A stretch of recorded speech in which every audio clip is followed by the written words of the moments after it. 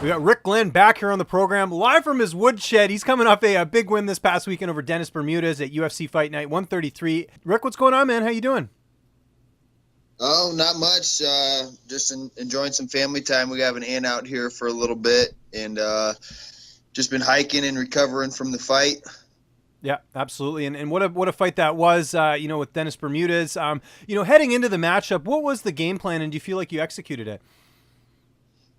The game plan was just be violent, get in there, get nasty, get a win.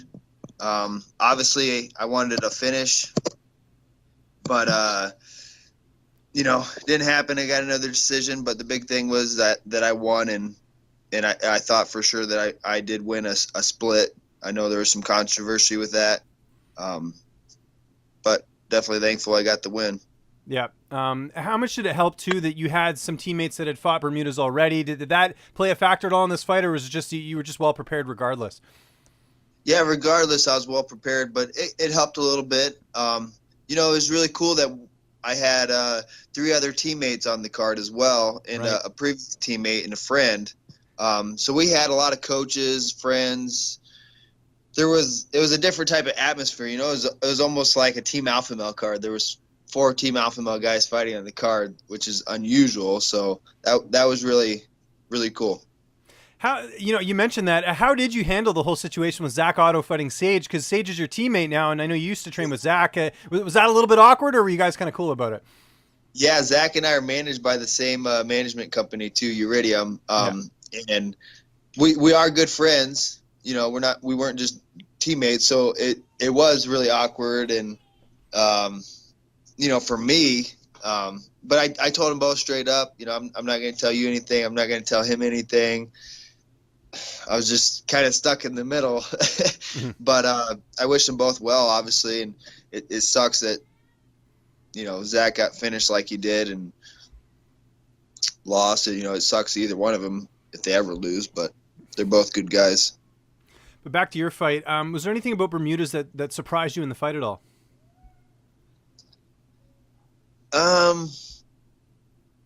No, not really.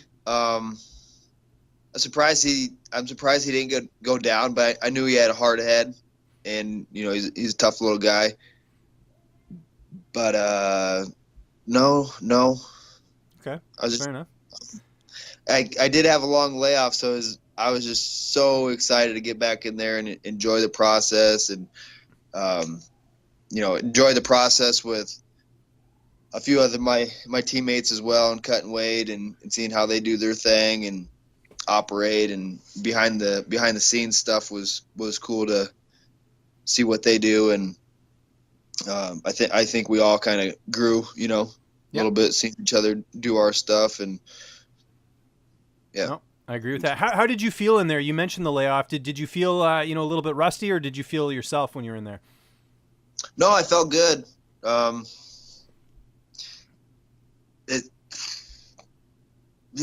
felt good. I felt like my footwork was a lot better. I started a little faster. Usually I'm a really slow starter. I felt like the knockout was there, and the thing I'd be disappointed in my performance, I guess, is that I feel like I should have been able to finish him. Okay. So it goes to the judges' scorecards. Are you pretty confident you're getting your hand raised, or are you a little bit worried? Because you never know with judges, right? Like it's always a little bit iffy. Yeah, I was confident it was going to be a split, but I was a little worried.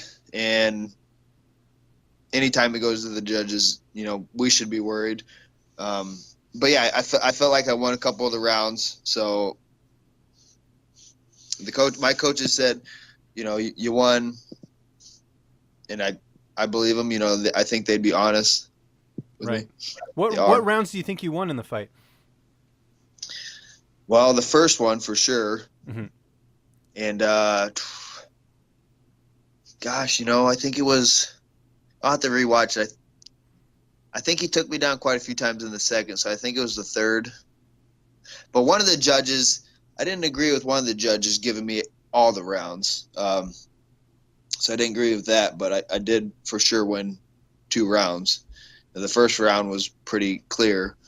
And I think it was the second round he took me down and then wasn't really able to do much. And now with the new ruling, unified rules, I think they're scoring jiu-jitsu being in someone's guard is kind of an equal position. So takedown, okay, he gets points. We lay in the guard.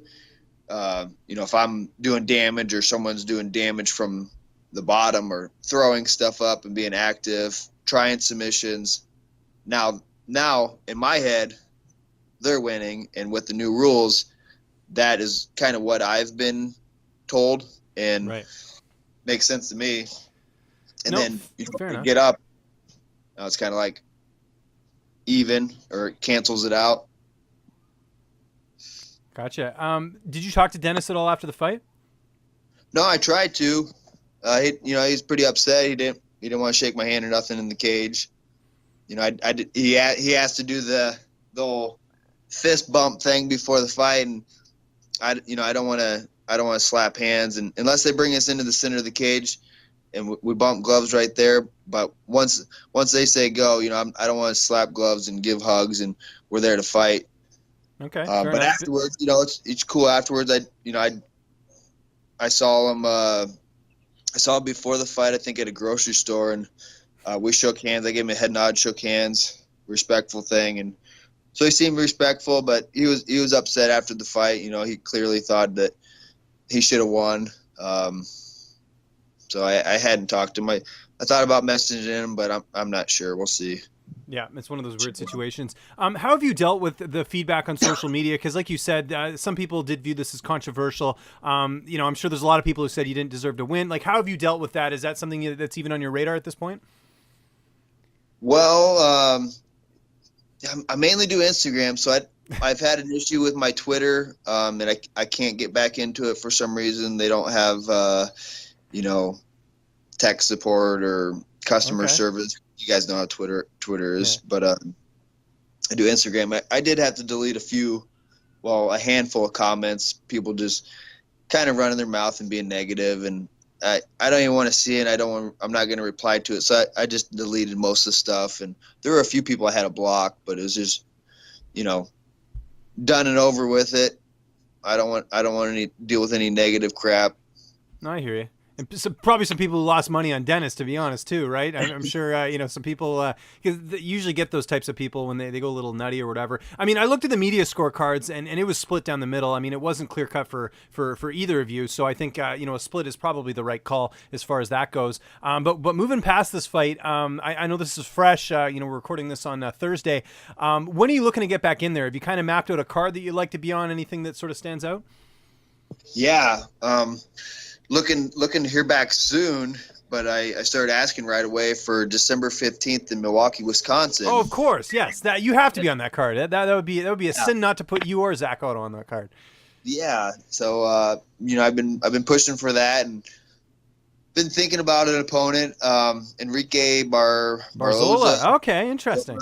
So, thinking about that. I think we were close to getting matched up in the past, so he's still kind of fresh in my mind, I guess, but I could do a little more research and see who else is out there. But I think that'd be a good one. I'm from Iowa originally, which is about 5 hours from Milwaukee, and I had lived in Milwaukee for about 5 years and have quite a few fans there, friends, lots of support.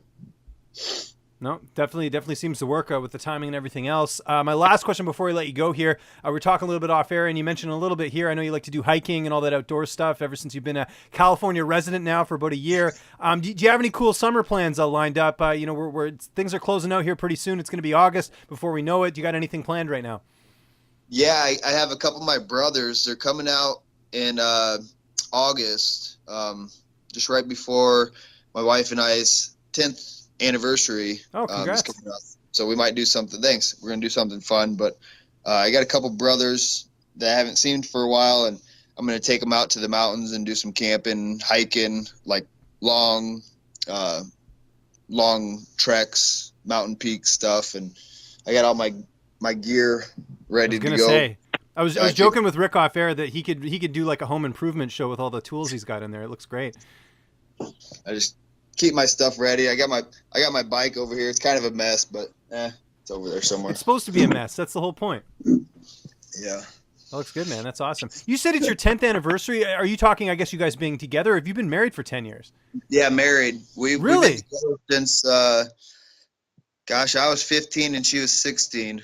So I was like the cool guy getting drove around from my high school sweetheart that could drive before me. Good for you, man. There you go. True love still exists. That's great, man. So you guys got married when you were like what, 19? I think, because you're what? You're 29, Yeah, aren't you? I was 19. It was right before she turned 20.